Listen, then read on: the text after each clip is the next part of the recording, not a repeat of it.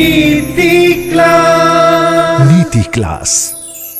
वरन्ताणं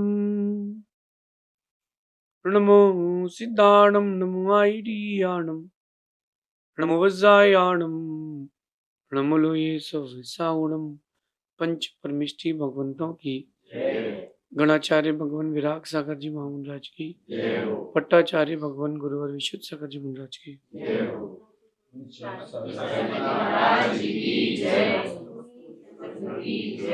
ये हम सभी अपने जीवन में सुख और गुणों की अभिवृद्धि के लिए नीति के विषयों का श्रवण कर रहे हैं। नीतिकार हमें सिखाते हैं कि अपने व्यक्तित्व का निर्माण करना ये हमारा निजी दायित्व है। लोग दूसरों के व्यक्तित्व की सुंदरता को देख करके जी रहे हैं, लेकिन कभी अपने व्यक्तित्व की सुंदरता की ओर कोई आया ही नहीं। अपनी लाइफस्टाइल को थोड़ा चेंज करें, अपने व्यक्तित्व का निर्माण करना सीखें। एक व्यक्ति जब जॉब करता है तो वो दूसरे का जीवन संवारता है, अपना जीवन सुंदर बनाता है, लेकिन दूसरे का जीवन संवारता है, क्योंकि वो जो कुछ भी काम करता है उसका बहुभाग किसी और के व्यक्तित्व के निर्माण के लिए जाता है। हम अपने व्यक्तित्व के निर्माण के लिए क्या कर रहे हैं, बाई बर्थ ही देखना चाहिए। प्रतिभाएं तो जन्म से ही आती हैं, लेकिन प्रतिभाओं को निखारने के लिए आपको पूरा जन्म लगाना पड़ता है। प्रतिभाएं प्राप्त हो जाना ये पूर्व जन्म का आपका एक लक है, ऐसा मान लीजिए। लेकिन प्रतिभाओं को पॉलिश करना, उनको चमकाना, उनको एक नई दिशा देना, ये आपके व्यक्तित्व का निजी पुरुषार्थ है। आज नीति में कह रहे हैं कि जो बड़ा व्यक्तित्व का आदमी होता है, जिसकी पर्सनालिटी बहुत डेवलप्ड होती है, अट्रैक्टिव होती है, वो सब कुछ स्वयं झेल लेता है, लेकिन किसी को दुखी होने नहीं देता। ज्यादातर इंसान दूसरों के सुख में दुखी है, लेकिन अच्छे व्यक्तित्व के लोग खुद को परेशान रख कर के भी दूसरों को खुश रखते हैं।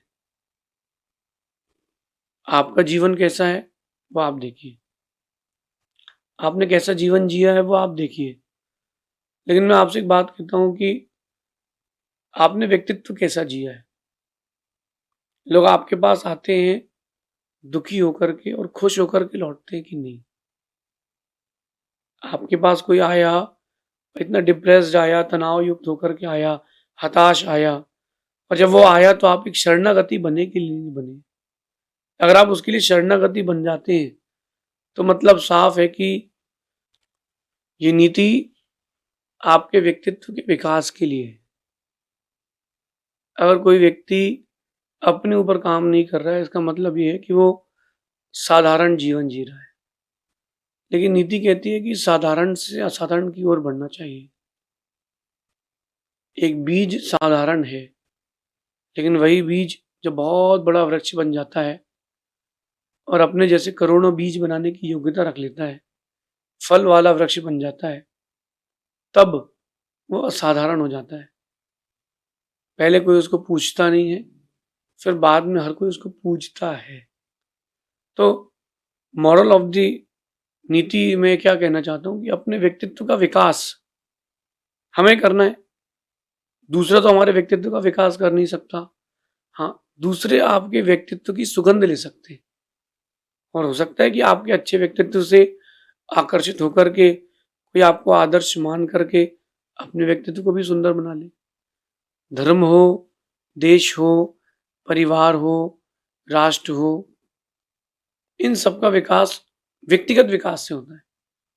हम बाहर के विकास को चाहते हैं, बहुत बड़े विकास को चाहते हैं, लेकिन एक मिनट के लिए देखिए ना कि आपने इंटरनली क्या विकास किया। एक बार एक राजा ने कहा कि मुझे अपने राज्य में एक दूध का तालाब चाहिए। दूध का तालाब चाहिए तो उन्होंने कहा ठीक है भैया, दूध का तालाब कैसे बनेगा, कैसे मिलेगा? तो मंत्री ने कहा कि आप एक गड्ढा कर लीजिए, उस गड्ढे में पूरे नगर वासियों से कहिए कि एक एक गिलास दूध, एक एक लीटर दूध हर कोई डालेगा, और अपने नगर में इतने लोग हैं कि तालाब आपका बहुत आराम से बन जाएगा। राजा ने कहा ठीक है। उसका उसका एक विजन था कि दूध का तालाब होना चाहिए हमारे यहाँ। राजा ने तालाब का एरिया डिसाइड करने के बाद ये घोषणा कर दी कि अब आज शाम से कल सुबह तक हर हर व्यक्ति, चाहे बच्चा हो या बड़ा, 1 लीटर दूध इस तालाब में डाल के जाएगा। सबने अपनी तरफ से जो जो योगदान देना था देते गए। सुबह देखा तो तालाब पानी का निकला, दूध का तालाब ही नहीं था। जो मैं कहना चाहता हूं, आप देखना कि देश का, समाज का, परिवार का जो विकास होता है, व्यक्तिगत विकास से वो उसका फर्स्ट स्टेप होता है। पूरा पानी तालाब का बन गया था, पूरा। पूछा गया ये क्या हो गया, तो सभी ने पानी डाला, इसका मतलब तो साफ था। जब राजा ने बुला करके पूछा, कुछ लोगों से कॉरेस्पॉन्डेंस किया कि भाई आपने ऐसा क्यों किया, क्या हुआ ये? बोले हमने सोचा कि वो तो दूध डालेगा ही, हम पानी डाल देंगे तो किसको क्या मालूम चलेगा। सबने यही सोच लिया कि हम तो पानी डालेंगे, बगल वाला दूध डालेगा तो किसको क्या मालूम चलेगा। ये जो ऐसी सोच के लोग हैं, ना देश का विकास कर पाएंगे, ना राष्ट्र का, ना खुद का। क्यों ना हम अपने निजी विकास की ओर आए। अच्छे व्यक्तित्व के लोग स्वयं परेशान रह करके भी दूसरों की परेशानियां दूर कर लेते हैं। ये एक ऐसी पर्सनालिटी है जो विश्वव्यापी बनती है। स्वयं कितने ही उलझे रहो, लेकिन जो तुम्हारे पास आए वो सुलझ के जाए। कहते हैं कि बाहर सुलझा दिखने के लिए अंदर बहुत उलझना पड़ता है। कभी आपने एम्ब्रॉयडरी देखी हो तो बाहर बहुत सुंदर एक फूल दिखता है एम्ब्रॉयडरी का बना हुआ, लेकिन जब कभी अंदर देखोगे ना तो अंदर बहुत उलझन रहती है कि सुई कभी यहाँ कभी वहां जाती है। तो अच्छा व्यक्तित्व का आदमी जो होता है वो स्वयं परेशान रह करके भी दूसरों की परेशानियां दूर करने की ताकत रखता है, उतनी योग्यता रखता है। वो जानता है कि अगर मुझे उस पोजीशन तक जाना है, इस व्यक्तित्व का निर्माण करना है, तो कहीं ना कहीं अधिक मेहनत करता है। आप लोगों ने अभी तक सामान्य जीवन जिया है, जो आपके लिए अच्छा हो जाए, जो लाइफ इजी गो हो, वो आपने जिया है। कुछ लोगों ने यह भी जीवन जिया है कि स्वयं खुश रहे और दूसरों को दुखी करके जीवन जिया। मुझे आज तक समझ में नहीं आई एक बात कि 2 चीजें आज बहुत अभी कॉमन चल रही है। एक डाउरी को लेकर के, दहेज को लेकर के बहुत ज्यादा है, गांव वगैरह में तो बहुत ज्यादा ही रहता है, और जो जिनकी बुद्धि गांव वाली रहती है उनके अंदर भी बहुत ज्यादा रहता है कि दहेज में क्या लेके आ रही लड़की। ये बहुत छोटा व्यक्तित्व है, बहुत छोटी सोच है कि वो दहेज में क्या ला रहा है। ये देखो कि कोई तुम्हारे घर में आ रहा है, इससे बढ़ के क्या बात। और उस व्यक्ति को तुम ला रहे हो जो तुम्हारे आने वाले वंश को, पीढ़ी को संभालेगा, उसको कितना खुश रखना चाहिए। तो डाउरी को लेकर के लोग बहुत परेशान करते हैं लोगों को, और वो दूसरों को परेशान करके खुद खुश रहते हैं कि तुम्हारे पिताजी ने टीवी नहीं दी थी, तुम्हारे पहले चलता था बहुत ज्यादा, तुम्हारे पिताजी ने टीवी नहीं दी थी, उसके देखो उसके यहाँ तो टीवी आई थी, लेकिन देखो कि उसने अपने जिगर का टुकड़ा तुमको दिया है। ये बात तुमको तब समझ में आएगी जब तुम्हारी बेटी की शादी होगी और कोई उससे डाउरी मांगेगा कि तुम्हारे पिताजी ने क्या दिया। ये जो ऐसे इस प्रकार के लोग हैं, ये जो लोग होते हैं, ये दूसरों को दुख देते हैं, स्वयं खुश रहते हैं। उसको कुछ मिले ना मिले, उससे कुछ मिले ना मिले, खुश मिल उन लोगों को खुशी मिलती, चलो उसको अच्छा परेशान किया। जैन आगम की भाषा में कहें तो ये रौद्र ध्यान है। दूसरों को दुख दे करके, हिंसा दे करके, पीड़ा दे करके जो आप आनंद मना रहे हो, ये रौद्र ध्यान है। जो रौद्र ध्यान है वो नरक लेके जाता है। ऐसा व्यक्तित्व बनाओ ना कि दुखिया भी तुम्हारे पास आए तो खुश होकर के जाए। मैं तो ऐसे ही जीवन जीता हूं कि मेरे पास कोई कितना ही दुखी होके आए, मैं उसको कुछ दे नहीं सकता हूं, लेकिन इतना है कि मेरी शरण में आया है तो मैं उसको खुश करके जरूर भेजूंगा। समस्याओं को सुलझाना तो उसके हाथ में है, बस मैं उसको रास्ता बता सकता हूँ। चलना तो उसको ही है, मैं उसे रास्ते पर ले आके छोड़ सकता हूँ कि बेटा यहां से निकल जाओ। ऐसा व्यक्तित्व तो बनाइए कि आपके पास लोग आए और दुखी होके आए, खुश होके जाएं। ऐसा व्यक्तित्व ना बनाए कि खुश होकर के आए और दुखी होकर के जाए। कुछ चीज़ें जीवन के लिए बहुत ज़रूरी हैं और कुछ चीज़ें बिल्कुल ज़रूरी नहीं।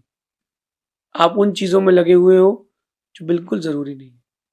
अच्छा, एक जो दूसरे टाइप के लोग हैं इंडिया में, एक तो डाउरी वाले हो गए, एक इस प्रकार के भी लोग हैं कि हम डोमिनेट करेंगे, हम डोमिनेट करेंगे। अरे, शादी हुई है और माना कि सास को लग रहा कि मैं डोमिनेट करूंगी, ससुर को लग रहा है कि मैं डोमिनेट करूंगा, हस्बैंड को लग रहा है कि मैं डोमिनेट करूंगा। मैं एक बात कहता हूं कि कभी वो दिन भी तो आएगा कि तुम भी तो बूढ़े होगे कि नहीं होगी। फिर जब उसका मौका आएगा तो फिर वो डोमिनेट करेगा, उस समय निकालना बहुत कठिन हो जाएगा। आज आप अगर किसी को खुशी दोगे ना, तो कल वो लौट के बहुत बड़ी खुशी देगा। कर्म सिद्धांत का यही कहना है, जो तुमने दिया है ना, वो हम तुमको चक्रवर्ती ब्याज के साथ वापस करेंगे। अच्छा किया है तो और बुरा किया है तो जैसा इन्वेस्टमेंट है वैसा रिटर्न मिलेगा। आपने गेहूं लिया है तो गेहूं का भाव बढ़ेगा तो वही रिटर्न मिलेगा। आपने चना लिया है तो चने का भाव बढ़ेगा, वैसा रिटर्न मिलेगा। भगवान श्री राम, उन्होंने इतना बड़ा इन्वेस्टमेंट किया और उस इन्वेस्टमेंट का रिटर्न उनको राम की पर्याय में मिला। जब राम पूर्व जन्म में थे, जैन रामायण से कह रहा हूं, पद्म रुचि के पर्याय में थे। वहां बहुत, जिस नगर में वो थे वहां पर बहुत सारे लोग व्यापार के लिए आते थे। किसी एक सेठ के पास एक बैल था। वो बैल वृद्ध हो गया तो उसने छोड़ दिया और वो बेचारा तड़प रहा था क्योंकि किसी ने खाना नहीं दिया, पीने नहीं दिया, चलने के योग्य नहीं था। वो उस समय राम पद्म रुचि के भाव में थे। उन्होंने उसको संबोधन दिया, अंतिम समय था, संबोधन दिया, हाथ से सहलाया। उस क्रूर बैल का भी उनके प्रति सौहार्द हो गया। इन्वेस्टमेंट, राम ने उस समय खूब इन्वेस्टमेंट किया, यानी उसके दुख को दूर करने का प्रयास किया, औषधि दी। अंतिम समय तक कुछ नहीं हो पाया। उन्होंने संबोधन दिया, समझाया उसको कि कोई बैर मत रखो। और वो प्रीति, वो जो प्रेम दोनों का बन गया था एक, फिर कुछ जन्मों बाद पद्म रुचि बने राम, यानी पद्म।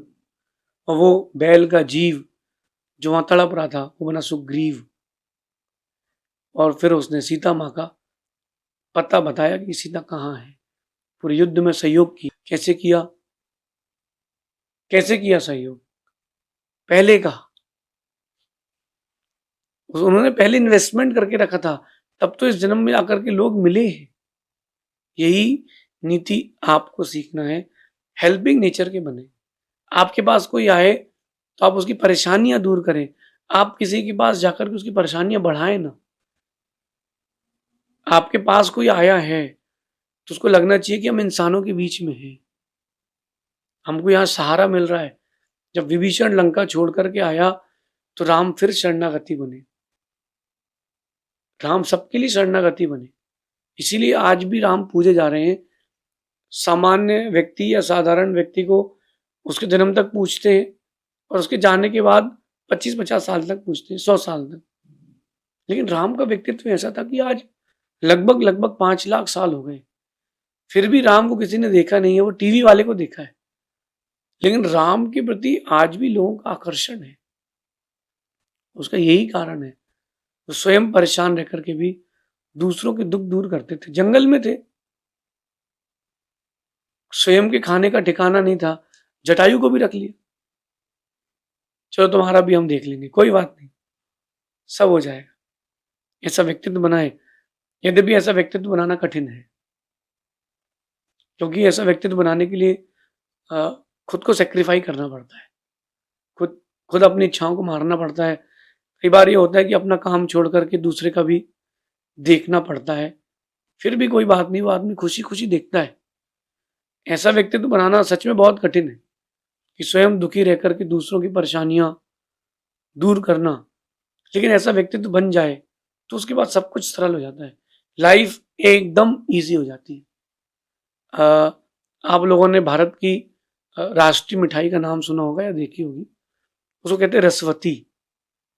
जो इंडिया का जैसे नेशनल बर्ड है तो पीकॉक है, शेर है, ऐसे ही करके एक नेशनल मिठाई भी है, उसका नाम है जलेबी।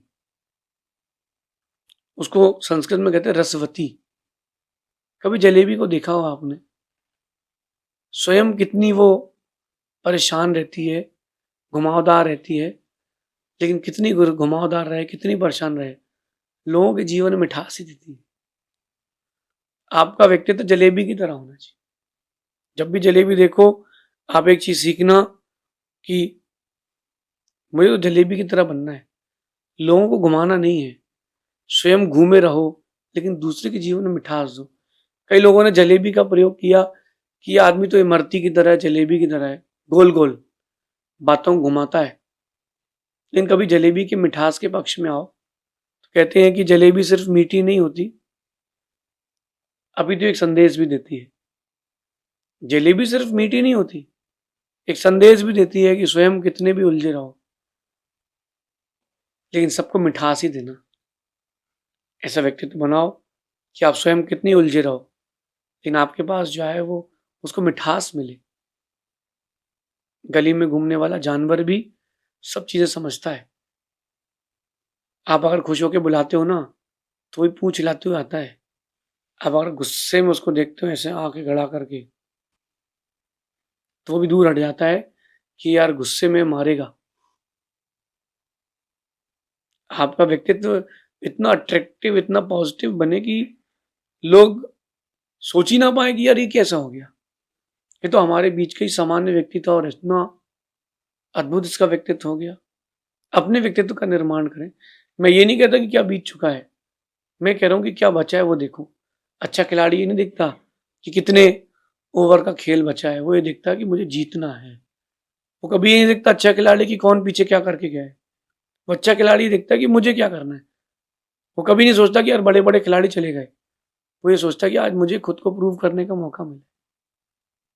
क्यों ना अपन इस चीज को अपने जीवन में उतारें। एक बात और है, समय रहते अगर व्यक्तित्व का निर्माण कर लोगे तो वक्त दौर सब कुछ मिलेगा। अच्छा बिहेव करें सबके साथ, दिखावे के लिए नहीं, दिल से करें, क्योंकि आज का जो दिन है वो आपका फ्यूचर डिसाइड करेगा।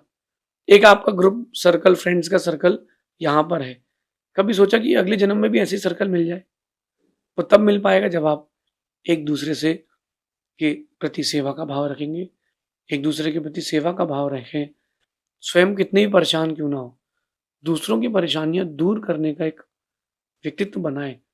साधारण से असाधारण की ओर आए, समझदार बनते जाएं। यही नीति, यही बातें आपके व्यक्तित्व को इतना सुंदर बनाएगी कि विश्व के मानस पटल पर आपका नाम एक बार जरूर आएगा। हम जलेबी से सीख सकते हैं। जलेबी हमें संदेश देती है कि मैं सिर्फ मीठी नहीं हूं, मैं उलझी रहती हूं फिर भी दूसरों के जीवन में मिठास देती हूं। क्यों ना अपन भी ऐसे व्यक्तित्व का निर्माण करें। शेष अपन आगे देखेंगे।